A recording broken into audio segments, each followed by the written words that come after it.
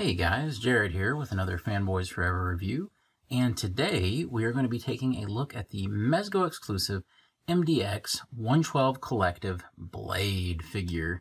And oh boy, is it fun to always say those big long names that they use for each of their figures. Anyway though, I just really felt the need to review this guy because I am such a huge Blade fan.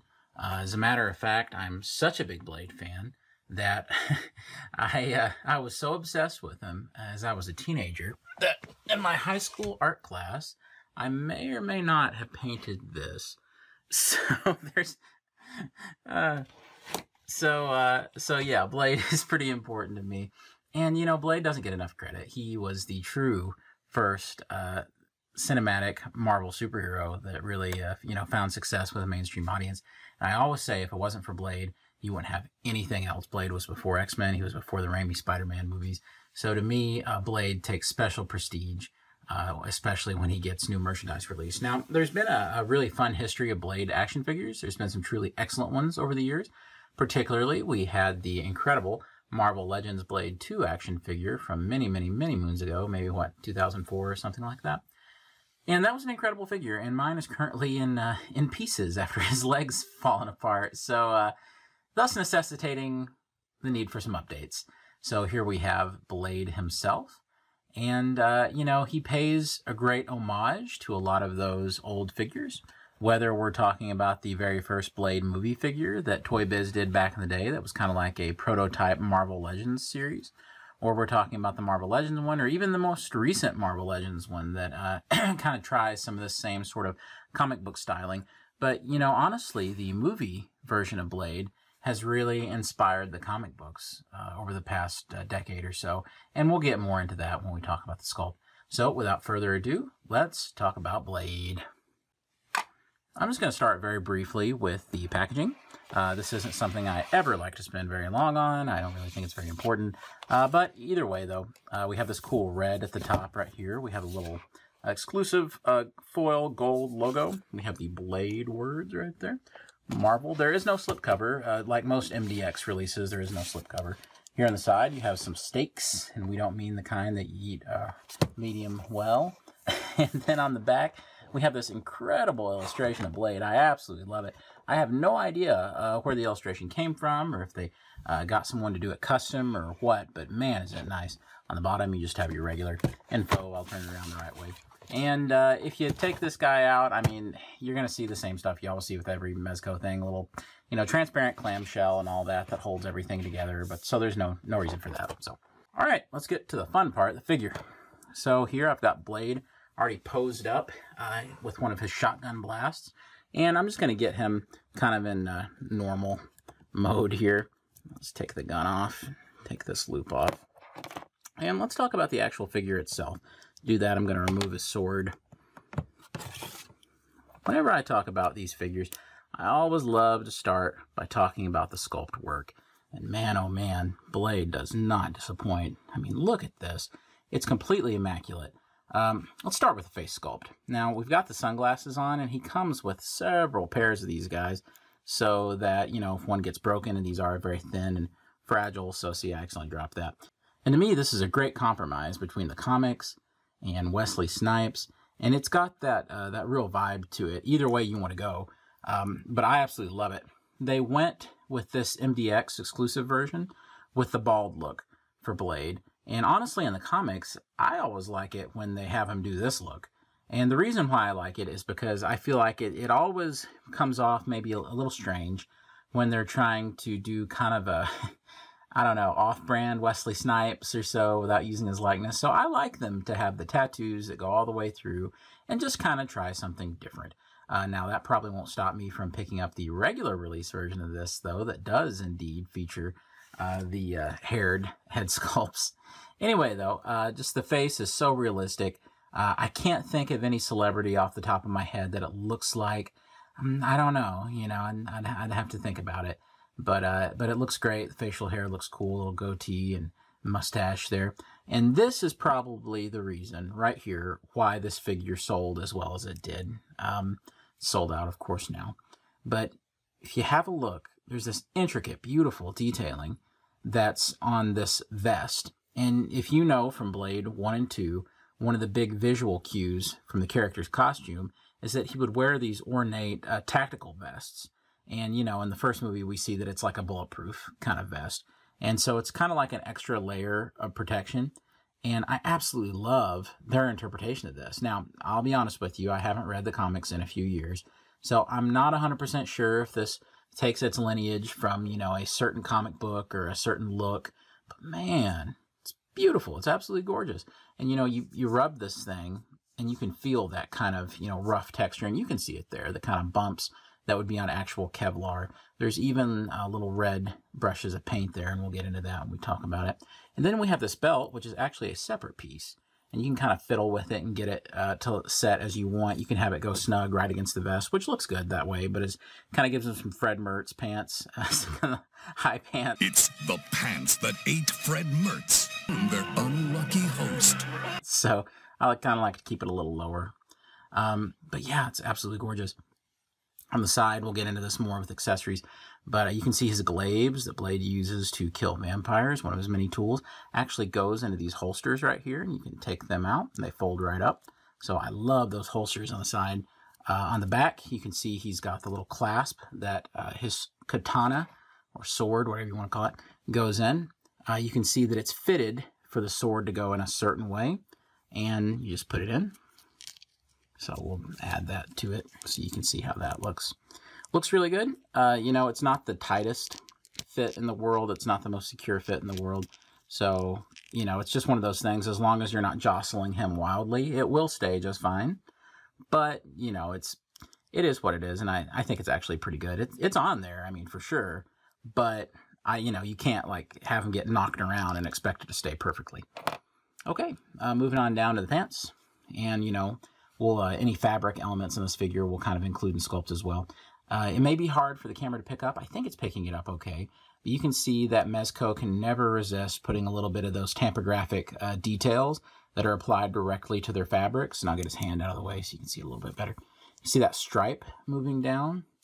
Really nice. I actually like this a lot. It even follows through the back. It really breaks up, you know, just a plain black pair of slacks, and so I really think it was needed here.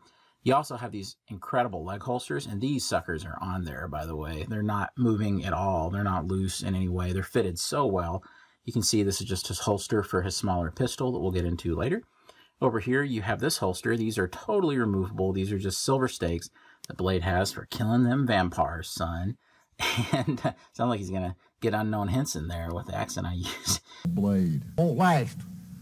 Read your Bible. Anyway, though, it comes with several extras of these as well. So if you lose them, no big deal. They're totally removable. And then the last part of the sculpt, we have these excellent tactical boots. That's supposed to be tactical? And not only are they cool-looking boot sculpts, but you can actually see where Blade has mounted armor plates onto the front of his boots. There's the clasp, comes around to the plate, and it just clasps around. Even on the bottom, we have some excellent tread detailing. I'm sure that Blade has his treads coated with something that could kill a vampire. Maybe he's got some butter garlic sauce, maybe that he's ran his boots through the washing machine with. One more element of a sculpt is the angry face that he's got here. And your angry eyes, just in case. You can see he's looking pretty infuriated in that classic movie style. And then I'll take these glasses off so you can get a look at his eyes. The glasses are easy to remove, but they stay on very well, so it's not, you know, so finicky. Plus, you get extras if you break them. These glasses are red compared to the black ones you get in standard release. Here he is, and I'm picking up some serious Sticky Fingers vibes. Now, if you guys know what I'm talking about, there was a series on Spike TV, and I'll tell you what, it's actually a very underrated series. I really enjoy that series. Sticky Fingers got a lot better as Blade as it went on. It's one of those shows that I feel like it would have blossomed in its second or third seasons. The first season, though, was very well written, and while it may not feature Blade the whole time, or maybe in as prominent a role as I would have liked all the time, it's very well done. Though I love the sculpt. Chances are I'm probably going to keep it on this angry head more than I am the standard head. You can see the teeth in there. We'll zoom in a little bit. You can see the teeth are looking cool. Very well sculpted. It's incredible. Absolutely incredible. I'm impressed. As for paint work, we'll just take a quick look at some of the paint embellishments. You can see on the head, we have the cool tattoo. You can see on the arms, we have more of those kind of tribal tattoos that Blade has. On the vest, we have these little flourishes of red on the clasps. On the belt, we have a little bit of red and silver. There's a different finish to this part than the Kevlar part, so you can, Blade kind of has his glyph on the front there. Almost looks like his chest tattoo from Blade Trinity when he's on the table. On the back, no paint really to speak of, except on the pouches, maybe at the bottom right here with some of these little buttons and silver parts. The rest of it, there's not really a lot of paint to speak of, maybe some rivets, but that's about it. Everything else, there's not really a lot of paint to the figure. Most of the color is generated from the actual color of the plastic, so not much paint to speak of. Alright friends, it's time to talk about a few of Blade's accessories, and by a few we mean all of them. So let's go ahead and let's start with Blade's actual display stand itself. So currently I have Blade posed on it. I'll just get him unplugged here. Love this display stand. So rather than this being just like a tampo that's applied to it, the words actually kind of are raised up off of the stand a little bit. So you can actually feel that texture on there. This is really nice. There's almost like a little sparkle to it, as if it was like some kind of steel. So absolutely great. And here's the little peg that you can actually put the foot in. So I'll just put Blade back where he goes. Speaking of the display stand, he comes with another accessory that I hardly ever use for my Mezcos, and judging by the rest of the fan community, it looks like I'm not alone on that. It's just this little thing, the little grabber that can go in that same spot where you saw the foot peg. If you just take that out, this little mushroom peg kind of just plugs in there. And this is great if you want your character that you're displaying to kind of like be flying around or jumping way up in the air. But it's kind of hilarious when you get it with things like Ghostbusters and things like that. It wouldn't be out of the question to use this for Blade, especially if you're doing some kind of high-flying kick, but I don't really find much use for it. All right, next thing I want to discuss is something we already looked at kind of briefly, and it is Blade's assortment of sunglasses. Now, don't be deceived. You are getting 4 pairs, but it looks to me like they're all the exact same thing, at least as far as I can tell. Let's get one and just look at it a little more closely here. This is what you get. Looks like a Matt Murdock looking pair of sunglasses here. Kind of a Daredevil look to them with the red lenses. From what I understand, the standard release did not come with red sunglasses. It came with regular black ones, and they're exactly the same thing, only in a different color. Either way, the sunglasses are really cool, and they fit really easily on the head sculpts. Either one of them, there's really no difference in terms of fitting them. Of course, one just has the kind of regular expression. The other has the gritted teeth. And you see, you can just slip them on. They kind of just bend on there. They flex a little bit to get behind the ears, and then they rest on it. So, very nice. Love these things. Love how they look in the figure. There's not a whole lot of adjustments you can make once they're kind of in the little groove of the sculpt, kind of in the in that setting position. You can't really do much with them, so this is how they set, and I think it looks great either way. Next up, we'll talk about Blade's, maybe his most famous weapon, is his glaive. Anybody who's watched the Blade movies knows all about these things. Blade throws them kind of like boomerangs. They're almost like bladerangs, and they're really awesome. They fold up, so you can actually get it folded down, and just like this. And what's even better, and I love it when figures do this, if you look on the side with his pouch, he actually has a little holster for it. So you take the folded glaive, you put through there, and you push, and it has a very snug, secure fit, and it goes on both sides, so the Blade, with his double jointed elbows, can actually reach back and get them. So I absolutely love those. Absolutely love them. Next up, we have Blade's regular pistol. Love this thing. Like a lot of the Mezco weapons that we get, this thing is very, very detailed. It's very well painted. Love all the little highlights on it. It actually, you can take the chamber and take it back, and then take it forward. So that's very cool. There's even a removable magazine at the bottom of it, and all you got to do is kind of get your fingernail in there, and it pops right out. And check it out. We've got a silver bullet right on the top. So you can just load this thing back in, and it fits in there very snugly. Also, you get an extra magazine. So in case you lose that one, another silver bullet magazine you can pop right in. So, just like the glaive, there's a holster where you can put this. It's this leg holster. Like I said, is very secured on there. It's very well fitted. So all you got to do, take this little guy.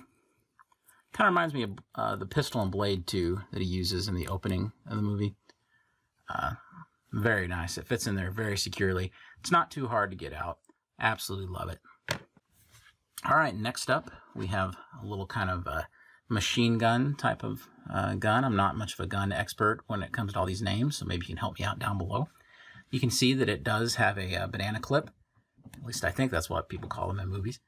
And you can unload it, and once again, we have a little silver bullet right there. And you can just plug that right back into the gun.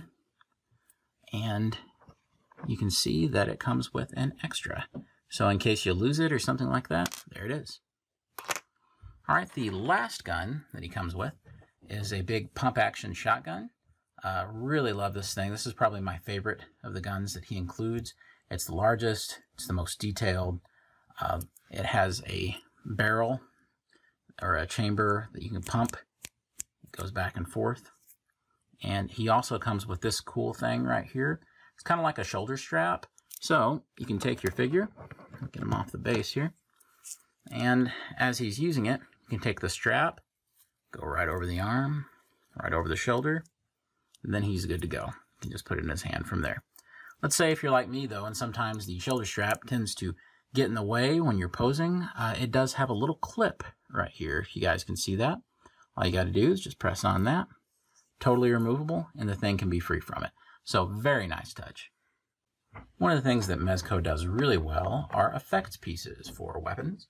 And you can see we have two different ones. You have a smaller effect piece, like a smaller blast. This would be great for the regular size gun or the little Uzi type of machine gun. So we'll just put that in. So you can put that into the machine gun. It has a cool blast effect now. Then there is the larger blast effect, and I think that this one's only really appropriate for the shotgun. Just take the tip, insert, boom. Absolutely love how that looks. Another accessory Blade comes with are 3 extra silver stakes. These are very nicely sculpted, pretty sharp on the tips. He actually comes with a total of 6 of them, and as you can see, the other 3 are already put through this little leg strap, little leg holster here. I have them a little uneven. You don't want to bring them too far down because they'll interfere with you bending the leg. So yeah, those look great though. Come right out easy, but they stay in there pretty well. The final accessory I'm going to discuss is the vest itself. Now, even though it may not be necessarily a traditional accessory per se, it is removable. So it is sort of an accessory. Plus, it's the only way to see some of the cool little details hidden behind it. So we're just going to take it and I'm going to show you how to remove this thing. You can see that both sides have these little button things, but only one of them actually comes unclasped, and it's over here. All you have to do is peel. You see it just separates right there, same as the bottom. And these things are so sturdy and so well made, it's very easy to reconnect them as well. What you'll next want to do is just pop off the head. You could also take off the hands here for maximum ease, but it's not really necessary, I don't think. Now that the side is open, all you have to do is maneuver it over, and voila. Underneath, you have Blade's actually cool shirt. And what I like about this is Mezco could have easily just said, you know what, that's under the vest. We're not going to worry about it. No one will mind. You know what? Nobody probably would have minded it. I would have been the guy making excuses for them. But instead, they have actually went to the trouble of designing a t-shirt that is very much indeed, I think, meant to be seen. And it actually looks great. You can see it has these kind of ridges in the design. It's even continued onto the back. I mean, these guys are incredible. It even has the design around the collar on both front and back, and the collar is slightly raised. We have Blade's sword. Now, earlier I shown you how the sheath is able to go directly into the back of the vest, so you've seen that. But let's have a look at the sword itself. Let's zoom in.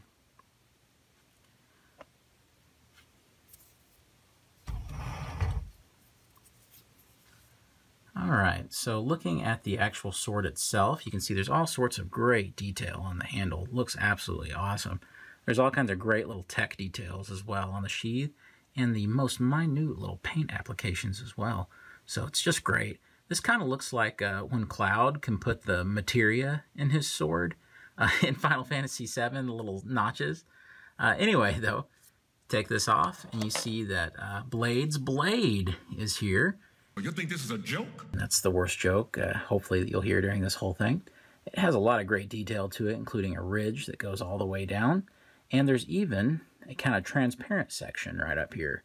So I absolutely love seeing those kinds of little details. Wonderful. Also, I should probably be careful with this thing if the movies are anything to go by, because when you touch it, isn't it supposed to...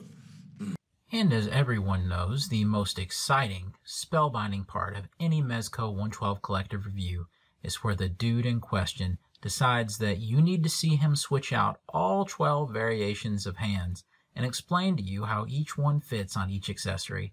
Oh my god, I absolutely hate that. So instead, here are all 12 hands. Very briefly, you have 2 fists, you have 2 slightly open fists. Here you have a kind of a glaive holding hand.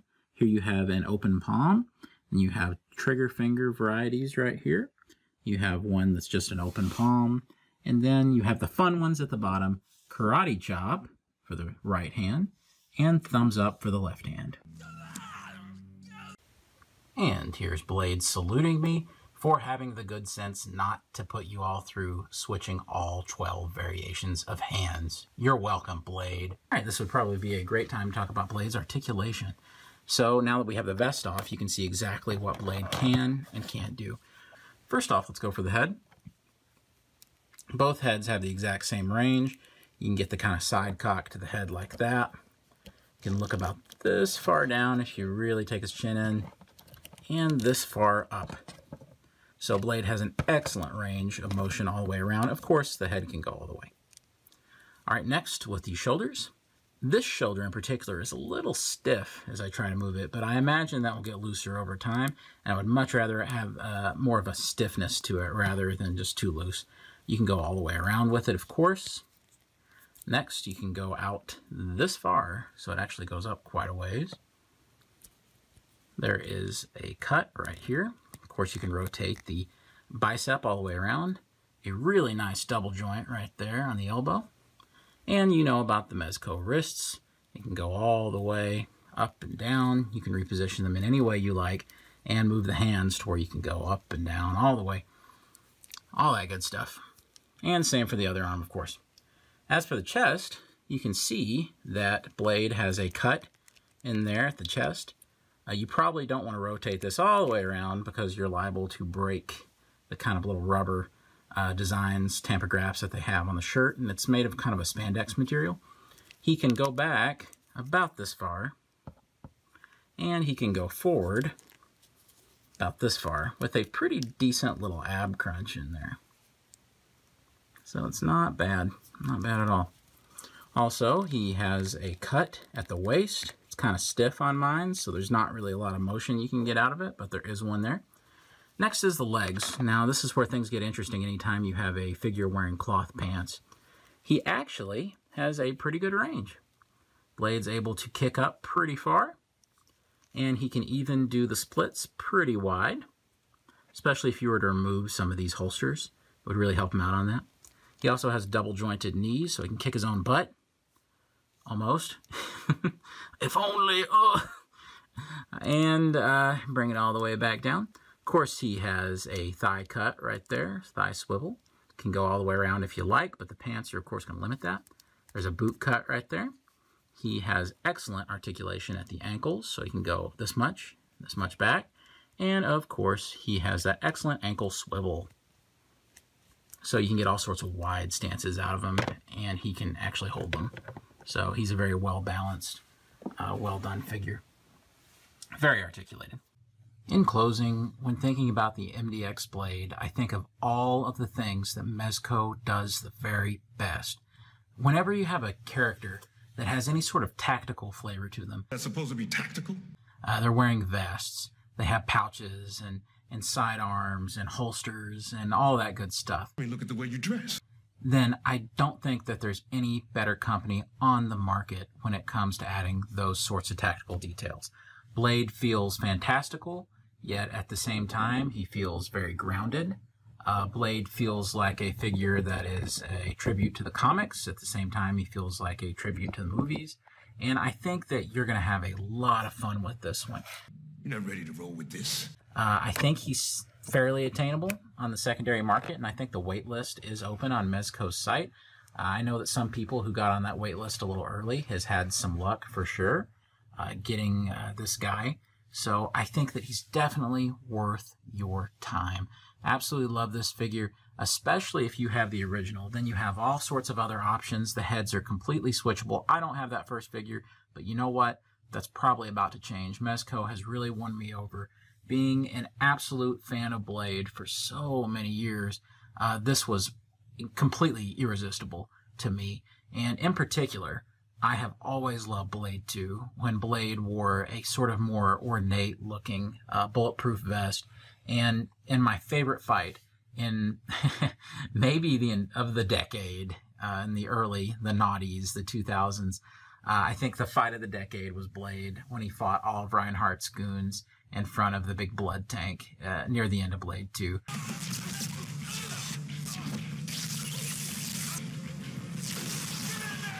Absolutely love that fight, and in that fight, sure enough, Blade had the sleeveless look without the coat, wearing the vest. Would it have been great if we could have got the coat in this? Sure, it would have been awesome. Would it have been great if we could have got some of the head sculpts reused from the first release with hair? Yeah, sure, that would have been great. But this is a different version of Blade, and I totally see what they're doing here. They wanted to focus on this kind of version of Blade, not only as a way to complement the original release, but also as a way of saying, hey, you can get this if you couldn't get that super expensive, super rare Toy Fair version. And honestly, this is much better and much more my type of Blade than that Toy Fair version was. Anyway, guys, I'm going to leave you with a few action shots, some poses of Blade that I've been able to get with this wonderful figure. I can't suggest them enough. You've been taking orders from me. Any questions?